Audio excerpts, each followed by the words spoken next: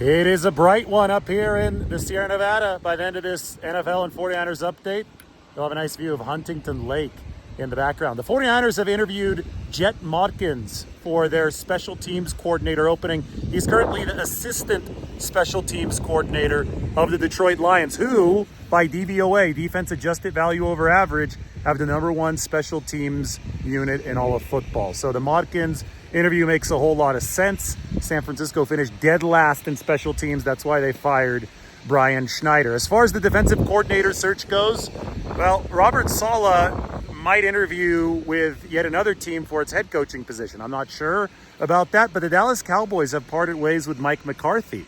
McCarthy and the Cowboys could not agree to a contract extension, and given the dysfunctional nature of Jerry Jones' franchise, they missed the window to interview guys who are still employed by teams alive in the playoffs. So they can't interview Ben Johnson, the Lions offensive coordinator, until if and when the Lions are eliminated from the postseason. That may not be until after the entire season. So Dallas might interview Robert Saleh. He already has 2 head coaching interviews, the Raiders and the Jacksonville Jaguars. Saleh remains the favorite to take the 49ers defensive coordinator position just because of all the obvious reasons that we've already outlined, familiarity, the growth that he obviously saw in New York. The consulting role now with the Green Bay Packers is over since the Packers were eliminated yesterday. But there are other names that I already brought up last week, such as Dennis Allen. Kyle Shanahan has admired Dennis Allen for a long time. He is Whitney and Peter on the Hill. Gonna have to sign off from this update soon. But Dennis Allen, Gus Bradley, we can go through the names. Jeff Ulbrich, still technically under his contract with the New York Jets. Those are the candidates for the 49ers defensive coordinator position. A little bit later today, we'll do another sunset show with a view of Mount Whitney.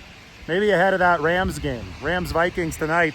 We could talk about speaking of Rams-Vikings, both of those teams victimized the 49ers on special teams back-to-back weeks. Remember the fake punt that the 49ers fell for? Well, that was a big reason Brian Schneider ended up fired. They play tonight. But before, we'll do a live today talking about the ridiculous Brock Purdy takes and the tap dancing that's going on right now.